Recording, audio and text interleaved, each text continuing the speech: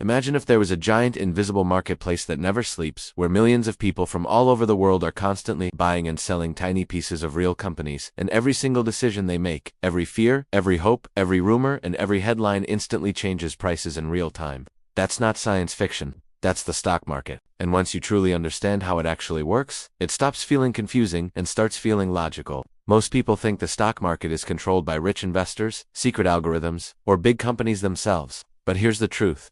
The stock market is powered by people, regular people, buyers and sellers. Every single stock price you see on your screen is simply the result of supply and demand. That's it. No magic, no mystery, just human behavior at scale. Let me explain.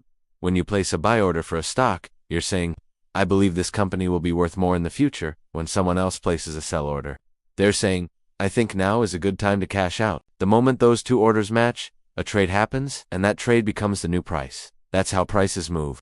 Not because a company decides it, not because the government changes it, but because millions of people are constantly voting with their money on what they think a company is worth. And those opinions change every second. If a company reports strong earnings, more people want to buy, so the price goes up. If bad news hits, more people want to sell, so the price goes down. It's a live auction that never stops. Now, where does all this happen? Not on one website, not in one building, but across massive electronic networks, called stock exchanges like the New York Stock Exchange and the Nasdaq, where computers match buyers and sellers in milliseconds. When you tap buy on your phone, your order is sent into this massive digital ocean. And if someone else is willing to sell at that price, the trade is executed instantly. No human yelling, no paper tickets. Just code, speed, and global participation. And here's what most beginners don't realize. Stock prices don't move based on what a company is doing today. They move based on what people think the company will do tomorrow, next year, and 10 years from now. The market is forward-looking. It's not reacting to the present. It's pricing in the future. That's why sometimes a company reports good news and the stock still drops,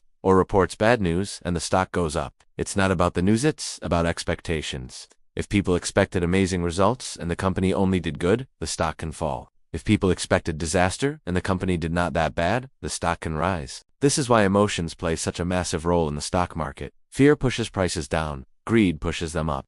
Confidence creates rallies. Panic creates crashes. And this emotional roller coaster is exactly why most people lose money. They react instead of understanding. Now, let's talk about who's actually participating in this market. It's not just hedge funds and billionaires. It's teachers investing for retirement. It's students putting in $50 a month.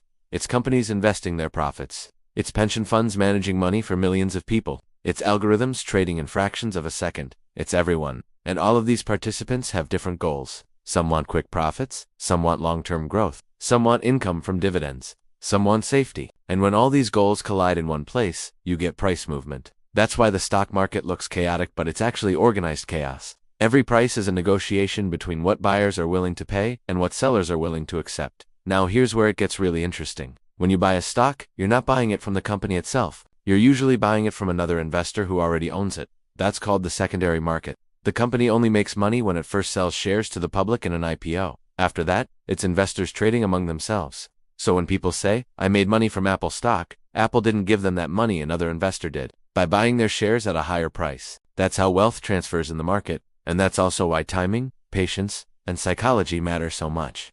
Now, why does the stock market tend to go up over the long term? Because businesses solve problems. They innovate. They become more efficient. They reach more customers. They create more value. And as long as human progress continues, the market tends to reflect that growth. That's why, historically, long-term investors have been rewarded, not because they're smarter, but because they stayed invested while others panicked.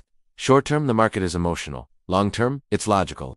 Short-term, it's a voting machine. Long-term, it's a weighing machine. And if you understand that, you already know more than most people. So when you see headlines screaming about crashes, rallies, bubbles, and collapses, remember this. Those are emotional moments in a much bigger story. The market is constantly adjusting to new information, new expectations, and new beliefs. And your job as an investor isn't to predict every move, it's to understand the system you're participating in. Because once you understand how the stock market actually works, you stop reacting like a gambler and start thinking like an owner. You stop chasing hype and start asking real questions. You stop fearing volatility and start seeing opportunity. And in this series, I'm going to show you exactly how to do that step by step. In simple language, with no confusing jargon, no hype, and no nonsense, so you can make smarter decisions and avoid the mistakes most beginners make. So if this explanation finally made the stock market click for you, make sure you're subscribed, because the next video will explain what a stock actually is and what it really means to own part of a company. And just to be clear, Nothing in this video is financial advice. This is for educational purposes only, to help you understand how the stock market works so you can make informed decisions for yourself.